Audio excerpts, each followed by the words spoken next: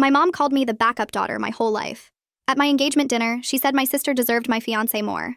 For as long as I can remember, my older sister Vanessa has been the golden child. She was prettier, smarter, more talented, and my mother made sure I knew it every single day growing up. When I got a B on a test, my mom would ask why I couldn't be more like Vanessa, who got straight A's. When I joined the soccer team, my mom said it was cute that I was trying, but reminded me that Vanessa was a state champion in volleyball. When I got accepted into a good college, my mom said it was nice, but it wasn't the Ivy League school Vanessa got into. I spent my entire childhood being the backup daughter, the one who existed just in case something happened to the real one. I moved out at 18 and kept my distance for years. I built my own life, my own career, and eventually I met Luis. Luis is everything I ever wanted. He is kind and supportive, and he loves me for exactly who I am. He proposed 6 months ago, and I said yes immediately. We decided to have an engagement dinner with both of our families to celebrate. I was nervous about having my mother there, but Luis convinced me it would be fine, and that maybe this could be a fresh start. The dinner was at a nice restaurant, and everything was going well for the first hour. My mother was on her best behavior and even complimented my dress, which shocked me. Then Vanessa showed up late. She walked in wearing a white dress that was way too formal for the occasion, and immediately started talking about her recent promotion. My mother's eyes lit up the way they always do when Vanessa enters a room. The conversation shifted entirely to Vanessa's accomplishments for the next 30 minutes.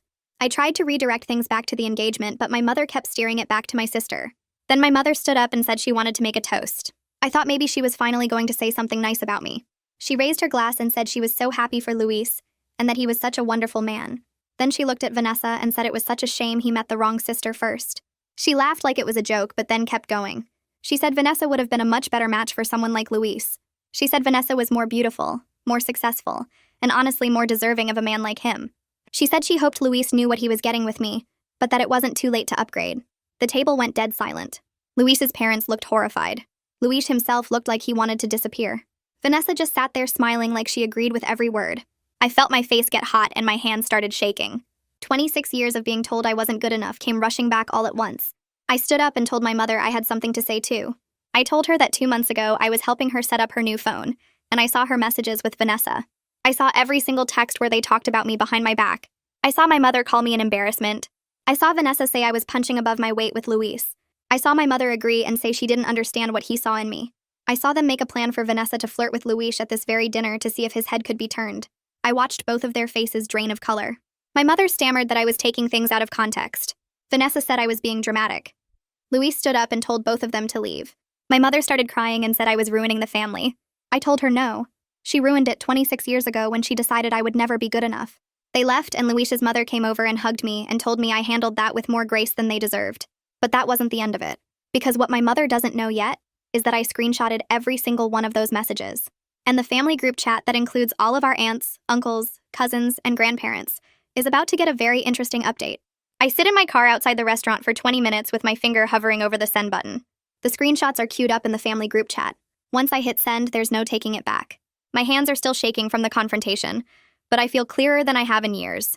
The steering wheel is cold under my palms, and I can see my breath fogging up the windshield. I read through the screenshots one more time. Every cruel text is there. My mother calling me an embarrassment. Vanessa saying I was punching above my weight with Luis. Their plan for tonight written out in black and white. I press send. The message delivers to 43 family members. The screenshots show every cruel text between my mother and Vanessa, including the plan to have Vanessa flirt with Luis tonight. Within seconds, the read receipts start popping up. 1, 3, 7, 15. My phone begins buzzing with incoming messages. The screen lights up over and over. I watch the notifications pile up, but I don't open any of them yet. Someone is calling, then someone else. I silence my phone and drop it in the cup holder. Luis finds me in the parking lot and gets into the passenger seat without saying anything. He takes my phone gently and turns it off. Then he holds my hand while I cry. His parents follow us home in their car to make sure we get there safely. Luis's mother makes tea while I sit on the couch trying to process what I just did. She doesn't ask questions. She just sits next to me and rubs my back in small circles. Luis's father talks quietly with Luis in the kitchen. I can hear the low rumble of their voices, but not the words. Luis's mother stays over in our guest room. I wake up the next morning and turn my phone back on. 217 notifications. The number makes my stomach drop. Luis's mother is already awake and she helps me sort through messages. She sits next to me on the couch with her reading glasses on and identifies which family members are supportive and which are attacking me. My uncle Dominic sends a long message saying he always suspected my mother treated me differently, but never realized how bad it was. He says he's sorry for not speaking up sooner. My Aunt Fern calls and talks to me for an hour about her own experiences with my mother's cruelty when they were younger. She says my mother has always needed someone to put down to feel superior. Before I was born, Fern was that target. She tells me about family dinners where my mother would criticize everything from her cooking to her clothes to her choice of husband. She apologizes for not protecting me and says she's done making excuses for my mother's behavior. Her voice cracks when she tells me she should have been braver. 3 cousins from my father's side create a separate group chat without my mother or Vanessa or my grandmother. They share their own stories of my mother's comments about me over the years. Things I never knew she said at family gatherings I didn't attend. One cousin tells me my mother said I was lucky to have a job at all given my limited abilities. Another cousin says my mother complained that I embarrassed the family by not being as accomplished as Vanessa. The pattern of her cruelty is even more extensive than I realized. My mother sends me a series of texts that swing between rage and guilt tripping. She calls me ungrateful. She says I've humiliated her in front of the entire family. She demands I delete the messages and apologize. When I don't respond, she threatens to show up at my apartment. Luis changes our door code and tells the building security not to let her up. He makes the call while I'm still reading through messages, and I hear him give them a physical description of my mother. Vanessa tries a different approach by texting Luis directly. She apologizes for the misunderstanding and asks if they can talk privately to clear the air about what happened. Luis screenshots her message and shows it to me right away. Then he blocks her number without responding. He doesn't even hesitate. My father calls for the first time 3 days after the dinner. He sounds exhausted. He says my mother has been hysterical, but he admits that what she said at the dinner was wrong. He asks if I'll consider family therapy. I tell him I'm not interested in fixing something my mother doesn't think is broken. He's quiet for a long time. Then he says he understands and hangs up. Luis's best friend Grant comes over with takeout. He tells me that half his family is now following the drama because Luis's parents told them what happened. Grant says his own mother dealt with a toxic sister, and that cutting contact was the best decision she ever made. The validation from people outside my family helps me feel less crazy. Grant stays for dinner and tells stories about his mother's journey to set boundaries. He makes me laugh for the first time in days. Regina texts me 3 days after Grant leaves. She asks if we can meet for coffee. I haven't seen her in years because my mother always found excuses to keep us apart. She lives 2 hours away and says she'll drive to me. We meet at a small cafe near my apartment. Regina looks older than I remember, but her smile is warm when she hugs me. She orders us both lattes and we sit by the window. She tells me she saw everything in the group chat and had to reach out. She says she's been watching my mother treat me badly since I was a kid. She stopped coming to family events 5 years ago because she couldn't stand to see it anymore. Her voice gets quiet when she apologizes for not speaking up sooner. She says she was young and didn't know how to challenge my mother without causing a scene. She tells me about a Christmas dinner when I was 12, where my mother spent an hour talking about Vanessa's awards and didn't mention me once, even though I was sitting right there. Regina says she went home that night and cried because she felt so angry on my behalf. She reaches across the table and squeezes my hand. She tells me I'm brave for finally standing up and that she's proud of me. For 2 hours about everything that happened. She shares stories about her own complicated relationship with her mother and how setting boundaries changed her life. When we leave, she makes me promise to stay in touch. She says she wants to be part of my life now that my mother isn't controlling who I can see. The drive home feels lighter knowing I have her support. The family group chat explodes while I'm having dinner with Luis. My phone starts buzzing so much I have to put it face down on the table. Luis picks it up and reads the notifications. His face gets tight and he shows me the screen. My grandmother posted a long message defending my mother. She says I've always been too sensitive and that I'm making a big deal out of nothing. She claims my mother loves both her daughters equally and that I'm being dramatic about the dinner. She tells everyone I'm tearing the family apart over a misunderstanding. The replies come in fast. My uncle Dominic writes back saying it wasn't a misunderstanding and that he saw the screenshots. My Aunt Fern posts that she's tired of making excuses for my mother's cruelty.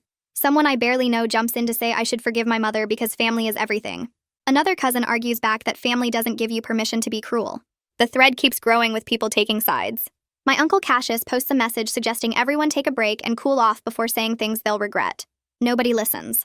The fighting gets worse with people bringing up old grudges and past arguments that have nothing to do with me. Someone accuses someone else of being a bad parent. Another person brings up a wedding from 10 years ago where feelings got hurt. The whole chat turns into a mess of anger and blame. Luis finally takes my phone and turns off the notifications. He says I don't need to read any more of it tonight. I feel sick knowing my grandmother is defending my mother after everything she saw.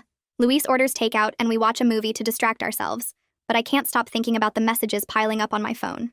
A letter arrives in my mailbox 4 days later. I recognize my mother's handwriting on the envelope. My stomach drops when I see how thick it is. I take it inside and sit on the couch before opening it. 6 pages fall out, front and back, covered in my mother's neat cursive. She starts by saying she's heartbroken that I won't answer her calls. She claims the toast at the dinner was just a joke and that I took it the wrong way. She writes that she's always loved both her daughters equally and that I'm remembering my childhood wrong. She says she was hard on me because she wanted me to reach my full potential. She brings up times she helped me with homework or drove me to soccer practice like that erases everything else. She writes that Vanessa is devastated by what I've done, and that I'm destroying our family. She says I'm being selfish and cruel by refusing to forgive her. The letter goes on and on with the same manipulation written different ways. She never actually apologizes for what she said. She never admits that her words at the dinner were wrong. Instead, she blames me for being too sensitive and for holding grudges. The last page says she's willing to forgive me if I apologize to her and Vanessa publicly in the family group chat. She signs it with love. Mom, like nothing she wrote was hurtful. I read the whole thing twice and my hands start shaking. The anger builds in my chest until I have to stand up and move. I grab my keys and tell Luis I need to walk. He offers to come with me, but I need to be alone. I walk around the block 3 times in the cold air, trying to calm down. My mother still doesn't understand what she did wrong. She still thinks she's the victim. The letter makes everything worse instead of better. Luis finds me on the couch that night staring at my phone. He sits next to me and asks if I want to get away for the weekend. He says we could drive somewhere quiet and not check our phones for a few days. I agree immediately because the constant notifications and family drama are exhausting. We pack bags the next morning and drive 3 hours to a bed and breakfast in the mountains. The place is small and cozy with hiking trails nearby. We spend the first day walking through the woods without talking about my family. Luis points out birds and interesting trees. We stop by a stream and sit on the rocks listening to the water. The second day, we hike to a lookout point that shows the whole valley. We eat sandwiches we packed and watch clouds move across the sky. My phone stays in my bag the entire time. Without the constant buzzing and messages, I can actually think clearly. I realize how much energy I've spent my whole life trying to make my mother proud. Every decision I made was filtered through what she would think. Every accomplishment felt empty because I knew she'd compare it to Vanessa. Even my career choices were influenced by wanting her approval. Sitting on that mountain looking at the view, I understand that I'll never get what I want from her. She'll never see me the way I need her to. The thought should hurt, but instead it feels like relief. I don't have to try anymore. Luis takes my hand and we sit there until the sun starts to set. On the drive home, I feel different. Lighter somehow. The distance helped me see that my mother's opinion doesn't define my worth. We get back to the apartment and I turn my phone back on. 53 new messages wait for me. Most of them are from the family group chat, but there are several from my Uncle Cassius. He's been trying to organize a family meeting with a professional mediator. He sent me details about a therapist who specializes in family conflict. He writes that he thinks we could work through this if everyone sits down together and talks honestly. He means well, but the idea makes me tired. I call him back and thank him for trying to help. I tell him I'm not interested in sitting in a room with my mother and Vanessa. He sounds disappointed. He says he understands families are complicated, but that he hates seeing everyone torn apart. I explain that I'm not the one who tore things apart. My mother did that years ago, and I'm just finally responding to it. He's quiet for a minute before he says he gets it. He tells me the invitation stands if I change my mind. He says he'll always be there if I need him. I appreciate that he's trying, but I know a mediator won't fix this. My mother would just use it as another chance to make herself the victim. Cassius ends the call by telling me to take care of myself. I promise I will. A message comes through on Instagram from an account I don't recognize. The profile picture is blank and the username is just random letters and numbers. I almost delete it without reading, but something makes me open it. The message says she heard about everything through mutual friends and wants to reconnect. It's from Vivian, my best friend from high school. We lost touch after graduation when she went to college across the country. I haven't thought about her in years, but seeing her name brings back memories of sleepovers and late-night conversations. I message her back and we make plans to meet for lunch. She picks a restaurant halfway between our apartments. When I walk in, she stands up and hugs me immediately. She looks different, but her laugh is exactly the same. We order food and catch up on the last 8 years. She tells me about her job and her apartment and her dating life. Then she brings up my mother. She says she always thought my mother was cruel when we were teenagers. She remembers coming over to my house and watching my mother praise Vanessa while ignoring me. She tells me about a time when I got second place in a school competition, and my mother said it was a shame I couldn't be first like Vanessa. Vivian says she wanted to say something back then but didn't know how to help. She was just a kid herself and my mother scared her. She apologizes for not being braver. I tell her there was nothing she could have done. We talk for 3 hours and exchange phone numbers. She makes me promise we'll stay in touch this time. Having her back in my life feels like finding a piece of myself I forgot existed. A new Instagram account starts messaging me 2 days after lunch with Vivian. The messages claim Vanessa is the real victim in all of this. The account says I've turned the whole family against her and that she never wanted to hurt me. The messages say she was just following our mother's lead and didn't know how else to act. I read through them looking for any real apology or acknowledgement of what she did. There's nothing. Just excuses and blame shifting. The account says she's in therapy now and working on herself. It says she hopes we can rebuild our relationship someday. The tone is all wrong. It sounds like she's reading from a script about what she thinks I want to hear. There's no genuine understanding of the harm she caused. I screenshot every message and add them to the folder on my phone where I keep evidence of their behavior. Then I block the account. Within an hour, a different account messages me with the same profile picture. I block that one too. Vanessa is relentless, but I'm done engaging with her manipulation. Luis's parents invite us over for dinner on Saturday. His mother makes pot roast and his father sets the table with their nice dishes. After we eat, Luis's mother asks to talk to me privately. We go into the living room while Luis and his father clean up the kitchen. She sits next to me on the couch and takes my hand. She tells me that no matter what happens with my own family, she considers me part of theirs. She says she's already started thinking of me as her daughter. Her eyes get watery when she talks about how proud she is of how I've handled everything. She says watching me set boundaries and stand up for myself has been inspiring. She tells me that her own mother was difficult, and she understands how hard this is. She promises that I'll always have a place in their family. The acceptance makes my throat tight. I start crying and she hugs me. This is what a mother's love is supposed to feel like. Support without conditions. Pride without comparison. Love without cruelty. Luis and his father come back into the room and see us crying. Luis's father makes a joke about women and emotions, but his voice is kind. They all hug me before we leave. The drive home is quiet but peaceful. I have a family now. It's just not the one I was born into. Security calls me at work during my lunch break. They tell me my mother is in the lobby asking to see me. My heart starts racing. I tell them I'll be right down. I take the elevator and find her sitting in the waiting area crying. She's making a scene. Other people in the lobby are staring at her. She sees me and stands up. She starts talking loudly about how I won't return her calls and how I'm breaking her heart. She reaches for me, but I step back. I keep my voice calm and tell her she needs to leave. She says we need to talk and that I'm being unreasonable. I repeat that she needs to leave or I'll have security escort her out. She looks shocked, like she can't believe I'm serious. The security guard steps forward and asks if there's a problem. My mother's face changes. She stops crying and her expression goes cold. She tells me I'm going to regret this. She says I'm breaking her heart and that I'll understand when I have children of my own. Then she turns and walks toward the door. Before she leaves, she shouts across the lobby that I'm an ungrateful daughter. Everyone in the waiting area hears her. My face gets hot with embarrassment. The security guard apologizes and asks if I'm okay. I nod and go back upstairs. My hands shake the rest of the afternoon. I can't focus on work. My mother showed up at my job and made a scene in front of my coworkers. She crossed another line, and I know this won't be the last time. I call a therapist the next morning. Her name is Dr. Miller, and she specializes in family problems and toxic relationships. Her office has an opening that afternoon, so I take it. The waiting room is calm with soft music and comfortable chairs. Dr. Miller comes out to get me and leads me to her office. She has dark hair pulled back and kind eyes. She asks me to tell her what brought me in. I start with the engagement dinner and then go back to explain my whole childhood. She listens without interrupting. When I finish, she nods slowly. She tells me my mother's behavior fits something called narcissistic favoritism. She explains that some parents need to have a golden child and a scapegoat to feel in control. She says nothing I did caused it, and nothing I could have done would have fixed it. The validation from a professional makes something inside me relax. I'm not crazy. I'm not too sensitive. My mother's treatment of me was real and wrong. Dr. Miller asks about the boundaries I've set.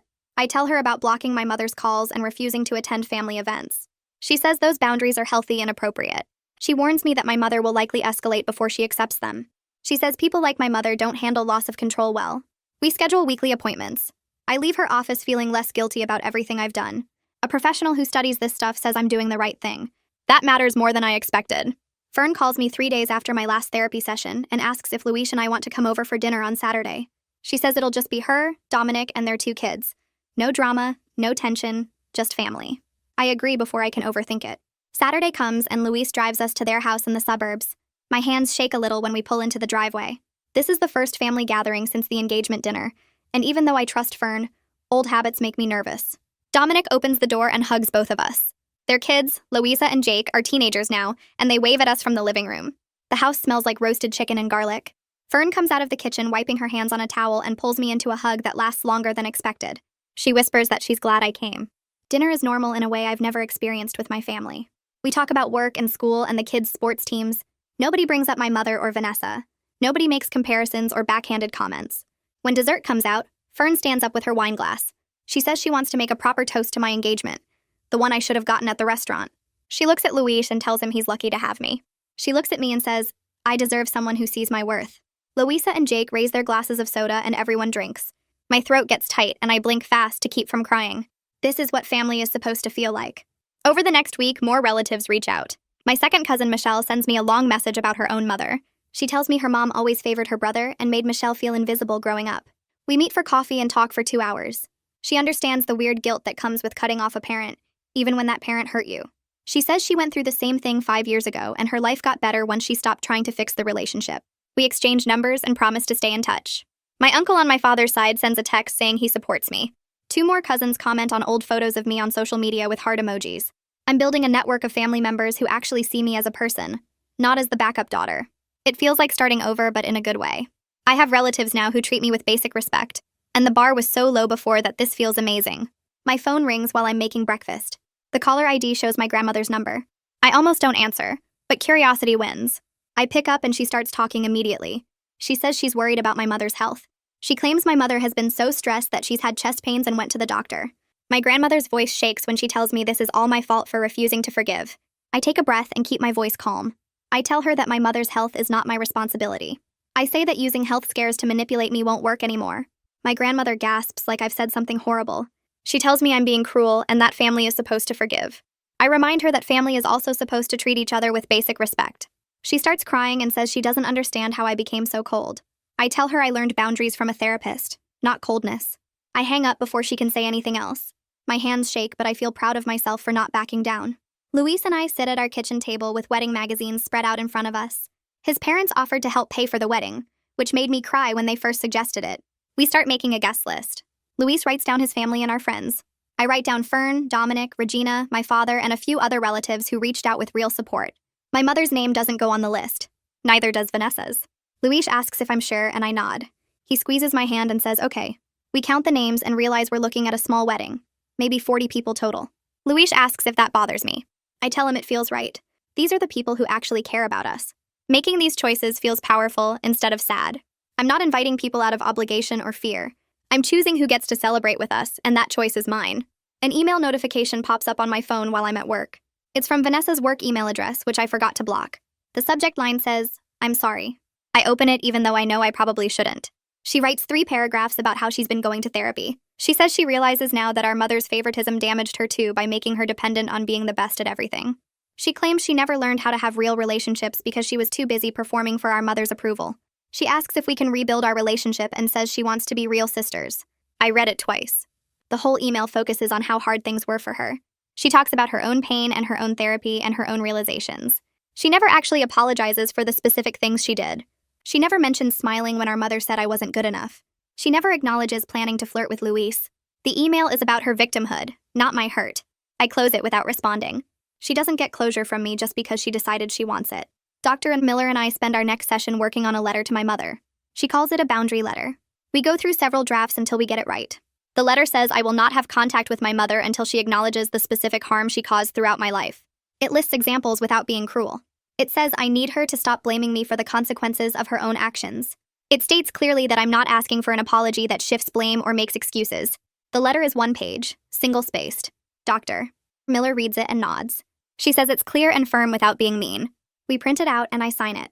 I take it to the post office and send it certified mail so my mother can't claim she never got it. The woman at the counter asks if I want insurance on it. I almost laugh. No amount of insurance can protect what's in that envelope. My mother's response comes 3 days later, but not in a letter. She posts on Facebook about how she's a devoted mother being punished for loving both her daughters equally. She writes that some children don't appreciate the sacrifices parents make. She says she's heartbroken and doesn't understand where she went wrong. The post gets 20 likes and a dozen comments from people who don't know the full story. Several family members who weren't in the original group chat see the post and message me asking what's going on. I send them the screenshots of the text between my mother and Vanessa. I send them a copy of the boundary letter. 3 relatives respond within an hour saying they had no idea things were this bad. They tell me they're done making excuses for her behavior. My mother's Facebook post stays up for 6 hours before she deletes it. I screenshot it first, just in case. Luis tells me to come home early from work on Friday. He won't say why, just that I need to be there by 5. I leave at 4:30 and drive home nervous. When I walk in, he's wearing a nice shirt and has a weird smile. He tells me to change into something comfortable and then we're leaving. I ask where we're going, and he says it's a surprise. 20 minutes later, we pull up to his parents' house. The driveway is full of cars I recognize. Luis opens my door and leads me around to the backyard. There are string lights hanging between the trees and a table with food and drinks. Fern and Dominic are there with their kids. Regina is there. Luis's best friend Grant came with his girlfriend. My father is standing near the food table looking uncomfortable but present. Luis's parents come over and his mother hugs me. She says Luis wanted to throw me a proper engagement party with people who actually love me. Everyone raises their glasses and Luis's father makes a toast about new beginnings. Then Fern stands up and gives a speech about how proud she is of the woman I've become despite everything. She says watching me set boundaries and choose myself has been inspiring. People clap and I start crying. This is the first celebration in my entire life where I'm the center of positive attention without conditions or comparisons. My boss calls me into her office Monday morning and I assume I'm in trouble. Instead, she tells me I'm being promoted to senior analyst. The position comes with a raise and my own office. She says I've earned it through my work quality and leadership. I thank her and somehow make it back to my desk without floating away. The first people I call are Luis and his parents. Luis screams into the phone and says we're celebrating tonight.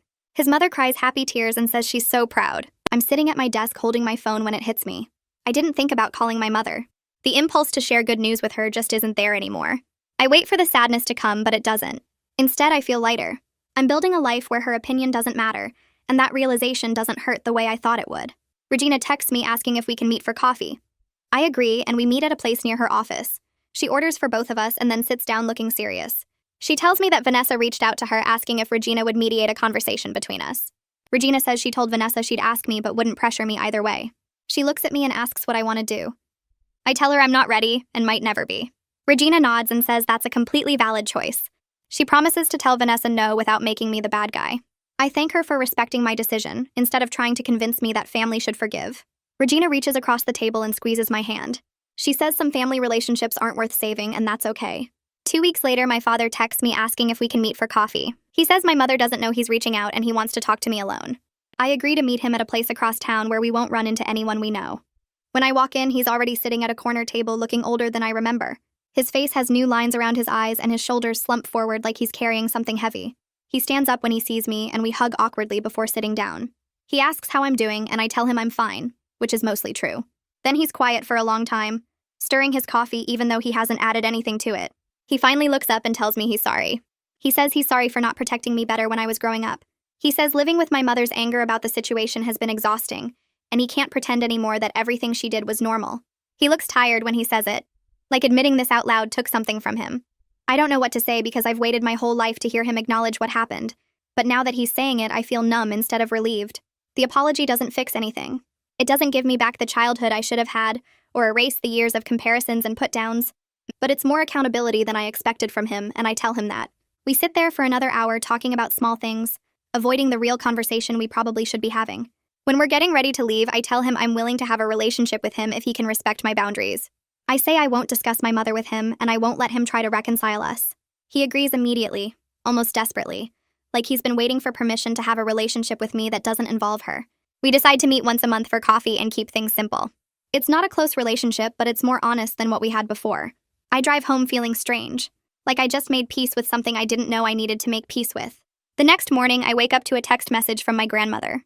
It's long and formal, the kind of message she probably spent an hour composing. She says I'm no longer welcome at family holidays and that she's ashamed of me for treating my mother this way. She says a daughter who would humiliate her mother in public and refuse to apologize is no granddaughter of hers. She lists all the upcoming holidays I'm banned from, like she's crossing my name off a guest list. I read the message twice, waiting for the hurt to come, but instead I feel relief washing over me. I'm being excluded from events that always made me miserable anyway. Thanksgiving dinners where my mother would comment on my weight while praising how thin Vanessa looked. Christmas mornings where my gifts were always practical things like socks while Vanessa got jewelry and designer clothes. Easter brunches where my grandmother would ask why I wasn't married yet while Vanessa got congratulated on her latest achievement. Now I have an excuse to skip all of it without guilt. I screenshot the message and send it to Luis with a caption that says, "I guess we're having our own holidays now." He responds immediately saying his parents already invited us to everything and we're going to start our own traditions. I delete my grandmother's message without responding and make myself breakfast feeling lighter than I have in weeks. Luis and I spend the next Saturday looking at wedding venues. We've seen 3 places that were fine but didn't feel right. Then we pull up to a small garden space tucked behind a historic building downtown. The owner shows us around and I fall in love immediately. There are stone pathways winding between flower beds and an arbor covered in climbing roses. A small patio area holds maybe 50 people and string lights hang between the trees. It's intimate and beautiful and nothing like the big fancy venues my mother would have wanted. Luis squeezes my hand and I know he feels it too. We book it for 6 months from now and put down a deposit. The owner congratulates us and says she can tell we're going to have a beautiful wedding. Driving home, we talk about the guest list, and Luis suggests we only invite people who genuinely celebrate our relationship. No obligation invites, no family members who make us uncomfortable, just the people who have shown up for us. Planning the wedding starts to feel joyful instead of stressful. We stop for lunch and make lists on napkins of who we want there. My father's name goes on the list. My Aunt Fern and Uncle Dominic, Regina and Vivian, Luis's whole family. By the time we're done, the list has 42 names and every single one of them is someone who makes me happy. I'm at the grocery store the following Tuesday when I see one of my mother's friends in the produce section. She spots me before I can turn down a different aisle and walks over with a tight smile. She asks how I'm doing in that fake concerned voice people use when they're really just fishing for gossip. I tell her I'm great and try to move past her, but she steps in front of my cart. She says she heard about what happened at the engagement dinner and that my mother is heartbroken. She says it's such a shame when children don't appreciate everything their parents do for them. She looks at me like she expects me to apologize or defend myself. Instead, I look her right in the eye and tell her my mother broke my heart for 26 years, and one uncomfortable dinner doesn't compare. I say if she's so concerned about my mother's feelings, maybe she should ask her why she thought it was okay to tell me my sister deserved my fiancé more. The woman's mouth opens, but nothing comes out. I push my cart past her and walk away feeling proud of myself for not apologizing or shrinking down to make her comfortable. My hands shake a little as I finish shopping, but it's from adrenaline, not shame. I'm learning to defend myself without feeling guilty about it. In my next therapy session, I tell my therapist about the interaction at the grocery store and about my father reaching out. She listens carefully and then asks me how I feel about the idea of losing my mother permanently. I tell her I don't know because I'm not sure I ever really had the mother I needed in the first place. She nods and explains that I'm mourning the relationship I needed, not the one that actually existed. She says it's normal to grieve the parent I wish I had while also accepting that the real relationship was harmful. Understanding this distinction helps something click into place in my brain.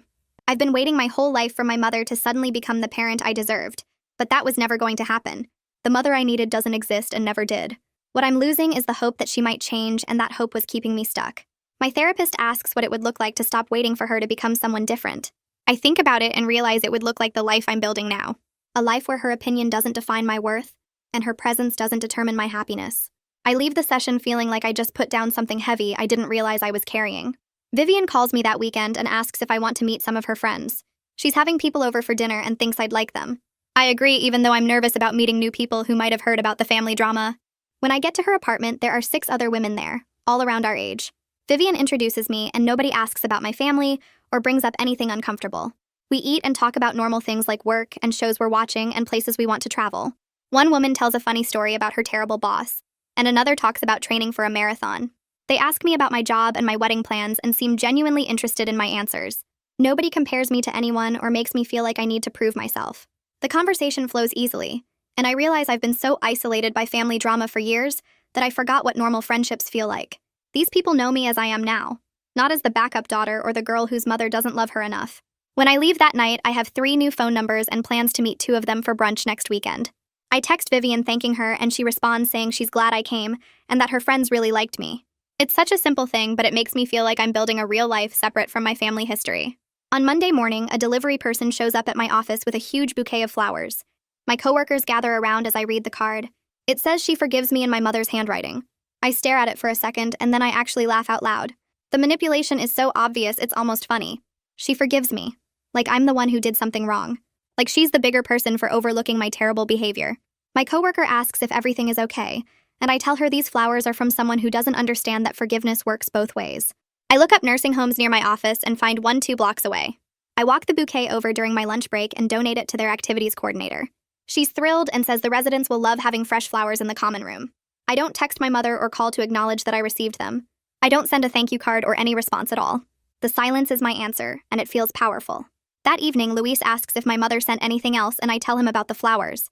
He shakes his head and says he can't believe she still doesn't get it. I tell him I think she finally does get it. She just doesn't want to accept it. There's a difference between not understanding and not wanting to change, and my mother falls into the second category.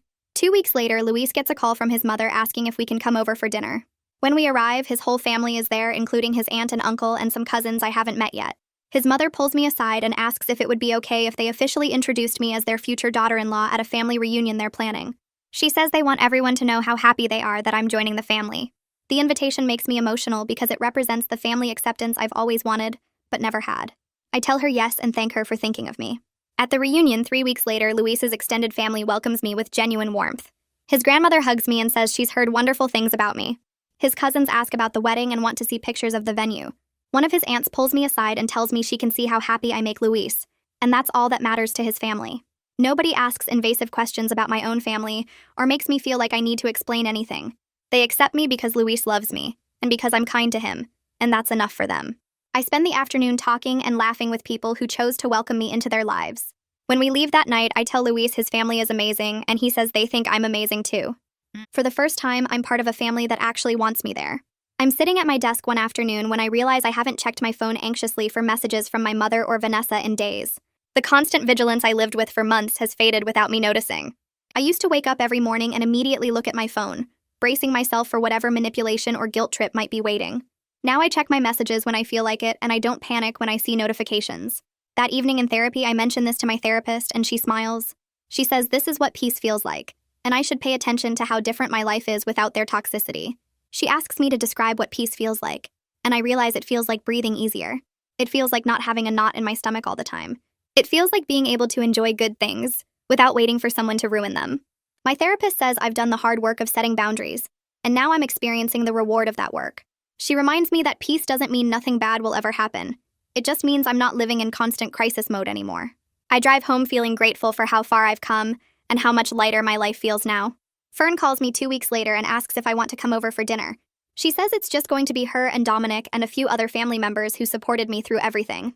She tells me she's been thinking about starting a new tradition, something for the people in our family who actually care about healthy relationships.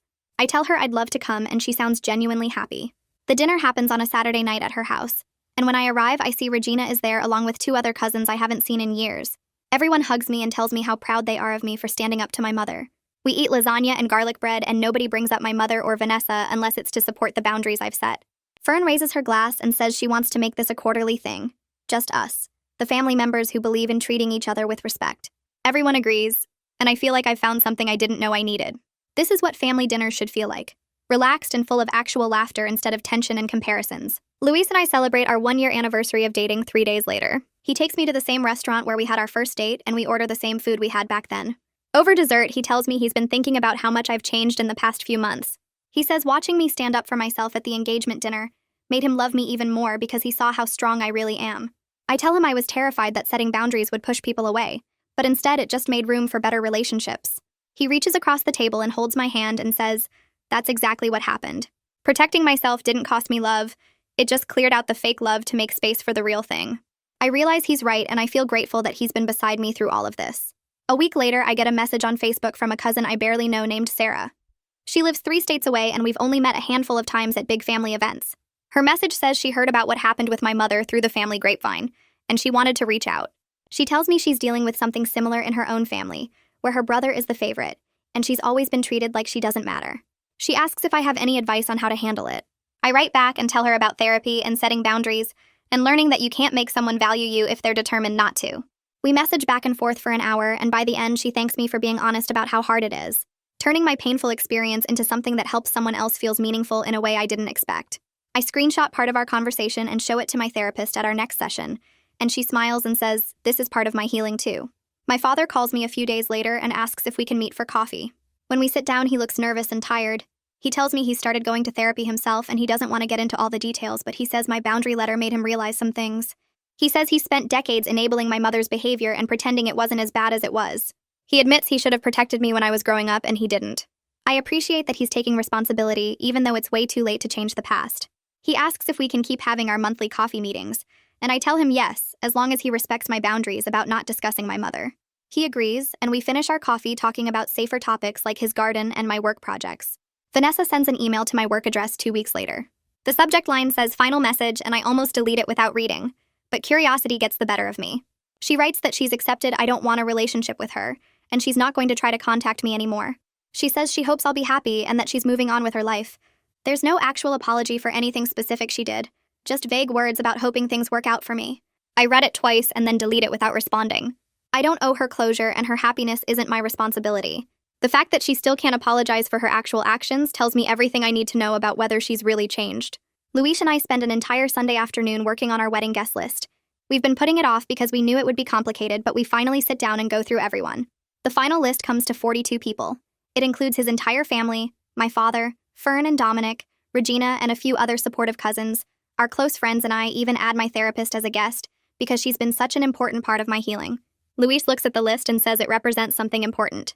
These are people we chose or who chose us, not people we're inviting out of obligation. The list feels right, and I don't feel guilty about who's missing from it. I start writing my wedding vows the next week. I want them to be personal and honest, not just generic promises. I include a line about building a family based on respect and genuine love, about choosing each other every day and creating something better than what we came from.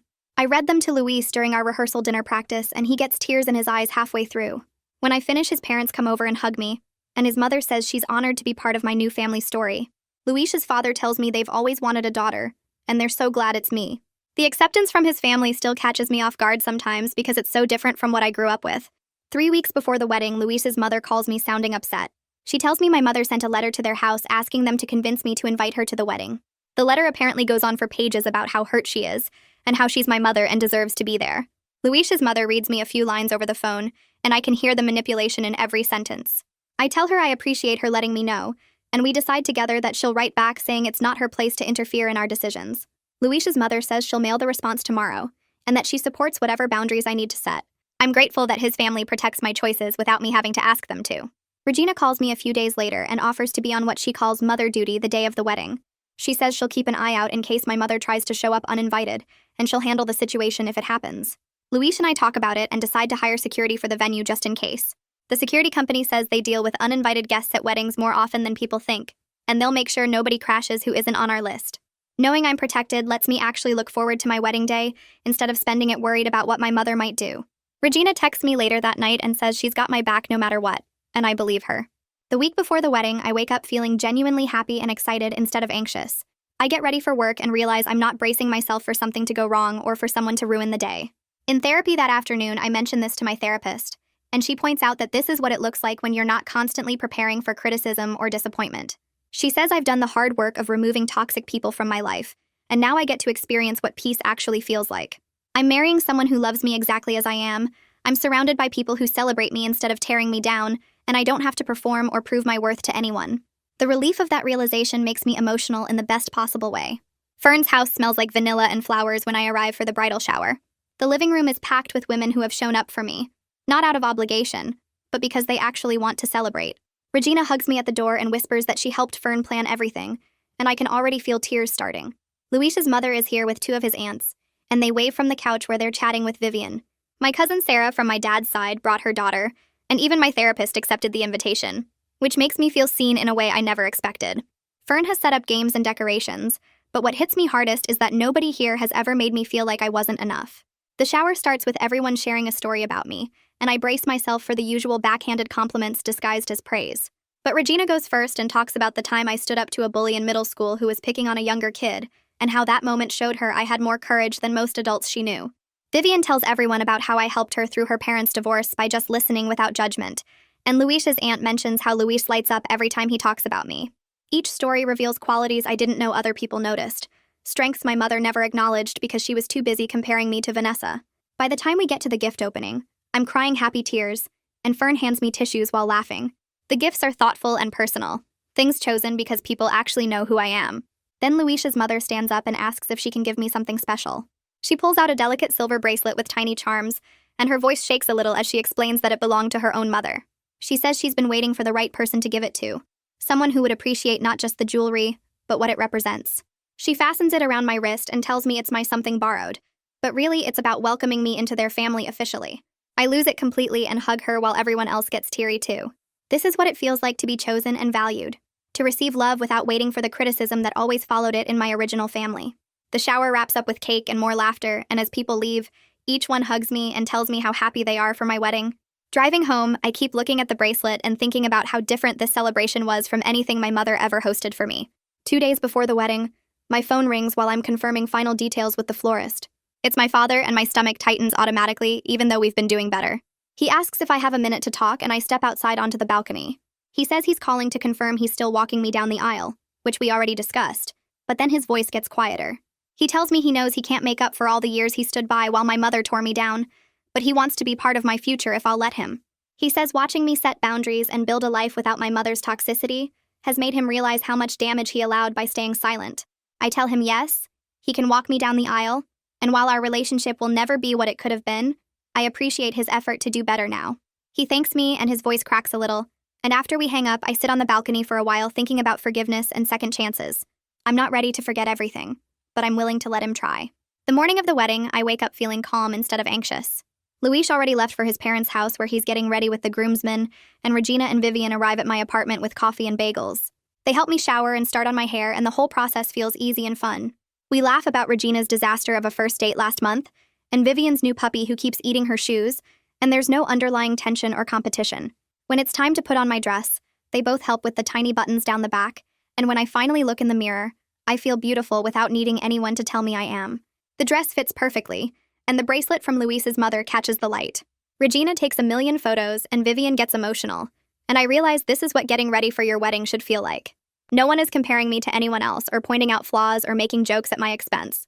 We're just three women celebrating a happy moment, and it feels completely right. The ceremony venue is exactly what Luis and I wanted. A small garden with flowers everywhere and chairs set up for our 42 guests. I wait in the back room with my father while the music starts and he adjusts his tie nervously. When it's time to walk down the aisle, he offers his arm and we step out into the sunlight. Luis is standing at the front with the officiant, and the second he sees me, tears start running down his face. My father walks slowly like he's trying to make the moment last, and halfway down the aisle he leans over and whispers that he's proud of me. For once, I believe a family member's compliment without analyzing it for hidden criticism or waiting for the other shoe to drop. When we reach the front, my father hugs me before handing me off to Luis, and I can see he's crying too.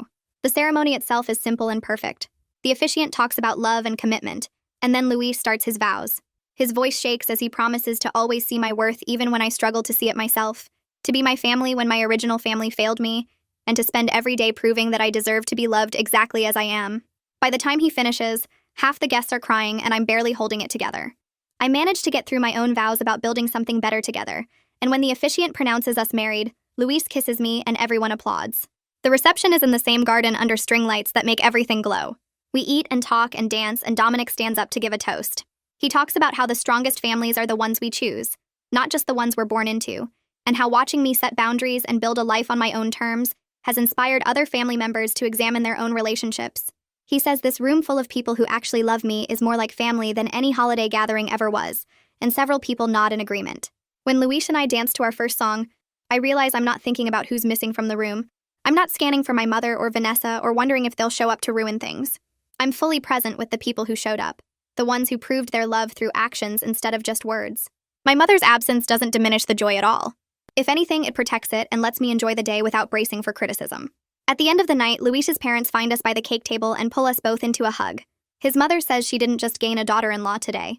She gained a daughter, and the distinction matters more than I can explain. His father says they're proud to call me family, and I thank them for accepting me so completely. I'm building a new family story where I'm valued and celebrated, where my worth isn't dependent on comparison or competition, and my mother's narrative about me being the backup daughter has no power here. Luis and I say goodbye to the last guests and head to the hotel where we're staying before our flight tomorrow, and I feel lighter than I have in years. On our honeymoon in Hawaii, Luis and I spend the first few days just relaxing on the beach and not thinking about family drama. But one evening while we're watching the sunset, we start talking about the future and what kind of parents we want to be someday. Luis says he wants our kids to feel equally loved and supported, and I agree immediately. We talk about how we'll never compare siblings or play favorites, how we'll celebrate each child's unique strengths instead of ranking them against each other. I tell him our children will never wonder which one is loved more, and will break the cycle of favoritism and comparison that my mother created. Turning my pain into a promise to do better feels like the ultimate victory over my mother's legacy. Like I'm taking all that hurt and transforming it into something protective and healing for the next generation. Somewhere during the honeymoon, I realize I've stopped defining myself in relation to Vanessa or my mother. When I think about who I am, I don't automatically compare myself to my sister, or measure my worth by my mother's standards. I'm not the backup daughter anymore. I'm just myself, and that's enough. The voice in my head that used to sound like my mother's criticism has gotten quieter, replaced by my own voice telling me I'm worthy exactly as I am. I look at Luis sleeping beside me one morning and think about the life we're building together, and I feel grateful for every hard decision that led me here. Setting boundaries hurt and cost me relationships, but it also freed me to become someone I actually like. 3 months pass after the wedding, and I'm sitting at a coffee shop when my phone rings with my father's number. I answer and hear his voice, quieter than usual, telling me he needs to talk. He says he's moved into a hotel temporarily and separated from my mother. The words hang in the air between us for a moment before he explains that watching me build a life without her toxicity made him realize how much her behavior affected his own happiness. He sounds tired but also relieved, like he's been carrying something heavy for years and finally set it down. I tell him I'm not going to pressure him about what he decides to do long term, but I'm glad he's taking care of himself. We talk for another 20 minutes about nothing important, just normal conversation without the weight of my mother's presence influencing every word. When we hang up, I sit with my coffee and realize this is what happens when you stop accepting cruelty as normal. Other people start to notice it too. The following week, I have my regular therapy appointment and my therapist reviews the progress I've made over the past several months. She suggests we move to monthly sessions instead of weekly, because I've built such a strong foundation of self-worth. She reminds me that healing isn't a straight line and I'll probably still have hard days. But the work I've done means my mother's voice in my head doesn't control me anymore. I can hear criticism without believing I deserve it. I can set boundaries without drowning in guilt. I can accept love without waiting for the conditions that come after it. I leave her office and walk to my car feeling proud of how far I've come from the woman who used to apologize for existing. November arrives and Luis and I decide to host our first holiday dinner in our apartment. We invite his parents, my father, Aunt Fern, Uncle Dominic, Regina, Vivian, and Grant. I spend the morning cooking while Luis sets the table, and when everyone arrives, the apartment fills with voices and laughter that feels genuine. Nobody makes comparisons between me and anyone else. Nobody gives compliments with hidden insults attached. Fern brings a pie and hugs me in the kitchen, telling me how happy she is to see me thriving. My father sits on the couch talking to Luis's dad about golf, and the conversation is easy and comfortable. Grant tells a story about Luis in college that makes everyone laugh, and Vivian helps me carry dishes to the table. We eat and talk, and someone suggests a game after dinner, and the whole evening feels warm and safe. This is what family is supposed to feel like. People who show up because they want to, not because they have to. People who celebrate you instead of tolerate you. I look around the table at faces that chose to be here and realize I finally have what I always wanted. A year passes since the engagement dinner that changed everything. I wake up next to Luis in the apartment we share, and think about how different my life looks now. I have a husband who loves me without conditions or comparisons. I have in-laws who treat me like their actual daughter instead of someone they're stuck with. I have a chosen family of relatives and friends who celebrate my wins and support me through hard days. But most importantly, I have my own approval. I don't need my mother to validate my worth anymore because I know it myself. Her opinion used to define everything about how I saw myself, but now it's just noise I don't have to listen to. The freedom that comes from that realization is worth every uncomfortable conversation, every boundary I had to set, every relationship I had to let go of to protect my peace. I'm not the backup daughter anymore. I'm just me, and that's enough.